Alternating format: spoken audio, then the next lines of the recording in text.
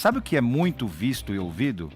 Esse Um cara youtuber que a que eu gente gosto vai muito. chamar aqui agora. Ó. Nessas eleições existem duas corridas, uma para quem ganha a presidência da República, outra para quem sairá como líder da direita. E o nosso líder filosófico aqui é o Luiz Felipe Pondé, que está ao vivo conosco, afinal de contas, sexta-feira, sextou, a gente vai se divertir ao vivo com o Pondé.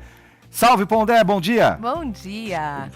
Bom dia, Felipe, bom dia, Joana, bom dia a todos. É um prazer estar aqui de volta. Diga, Pondé, por qual corrida você quer começar? Qual que é a mais longa? Você quer começar pela mais longa ou pela mais curta, Pondé? Olha, digamos assim, me parece que nessa eleição, o primeiro movimento, claro, é quem vai levar a presidência, né?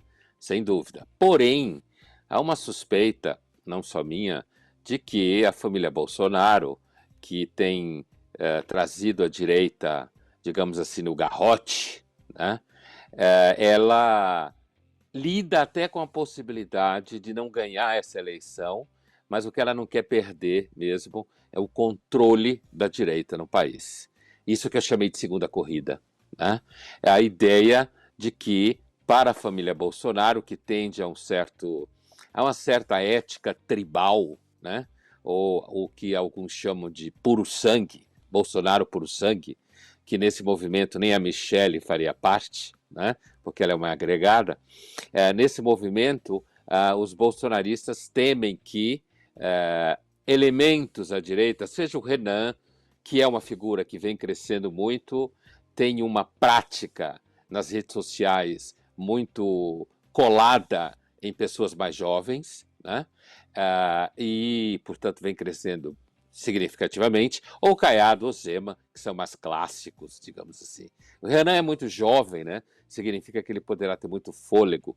Então, eu arrisco dizer que talvez os bolsonaros até sacrificariam essa eleição de 26, né? Olhando para o futuro. O Lula, mesmo que ganhe agora, dificilmente concorreria uma quinta vez, né? E aí a esquerda teria 4 anos para viabilizar alguém que não foi viabilizado até agora, portanto, se continua insistindo no Lula como opção à esquerda, e os bolsonaros, de repente, estariam até aceitando a ideia de sacrificar essa eleição, olhando para 30, porque o Flávio é jovem, então ele poderá ter fôlego mais para frente. E nesse sentido, a briga da segunda corrida me parece não tão evidente, mas eu acho que é bastante importante no movimento dos bolsonaros. A briga pela herança da direita no país. Então tem uma de 100 metros, né? E outra que é mais ou menos uma maratona, já pensando lá em 2030. Isso aí. E além, né, Pondé? Além. Agora, tem uma coisa que é uma outra corrida também que é muito interessante, que é a corrida para o parlamento, porque cada vez mais, né, o executivo está de mãos atadas e é o parlamento, é o legislativo que anda dando os nortes, né, para a política do país, para o bem e para o mal, né, Pondé? Isso é importante, isso é bem importante, porque com o impeachment da Dilma e de lá para cá, né, depois o Temer, depois o Bolsonaro, um governo extremamente disfuncional, né, a era Bolsonaro, inclusive por conta da pandemia, a verdade é que o legislativo vem crescendo. A história das emendas, né, troca de nome, mas continua existindo, mas assim, isso mostra que é quase como alguns dizem, se o Brasil estaria vivendo uma espécie assim de parlamentarismo escondido, né, ou canhestro, de certa forma, porque o executivo, como você bem disse, vem perdendo força desde então, e nesse sentido você teria, de fato, uma corrida que alguns acham, agora não está se falando tanto assim, mas tem se falado muito, tipo, uma corrida muito importante é para colonizar o Senado com elementos que poderiam vir a investir no impeachment de ministros do STF. Portanto, ter uma maioria à direita significativa no Senado e também na Câmara dos Deputados, nesse sentido, forçando, mesmo que o Lula viesse a ganhar a eleição, tentando transformar o Lula, assumindo que ele venha a ganhar a eleição, a gente não sabe ainda, numa espécie de rei da Inglaterra, né? Que manda, entre aspas, mas não governa.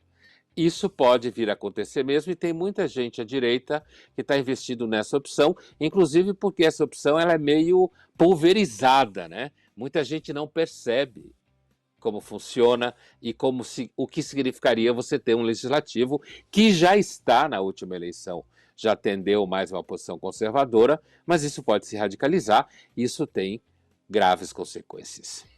Pondé, o nosso tempo está esgotado, mas eu preciso fazer mais uma pergunta para você. É tradição, né? É a tradição. Vamos renegociar esse contrato, por favor? Um pouco mais de tempo? Mas vamos lá, é o seguinte.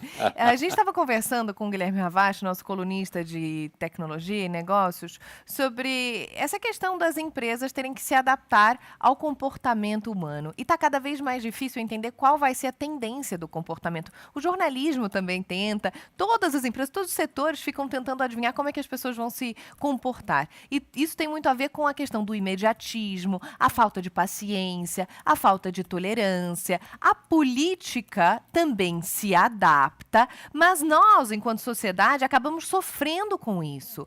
Onde é que é o ambiente para a discussão política? Porque atualmente fica nas redes sociais, fica tudo muito raso, inclusive os políticos fazem discursos nas redes sociais planejados para engajarem, ou seja, não sei se estão tão preocupados com a mensagem passada. Uma mensagem bem passada, às vezes uma mensagem mais longa, bem explicada, um vídeo de 1 minuto e meio batendo na tela. O Flávio Bolsonaro fez isso, super engajamento. Ele batia na tela, Lula, a culpa é sua. E aí teve um mega engajamento, chama a atenção. Mas qual é hoje o ambiente que a gente usa para discutir o nosso futuro?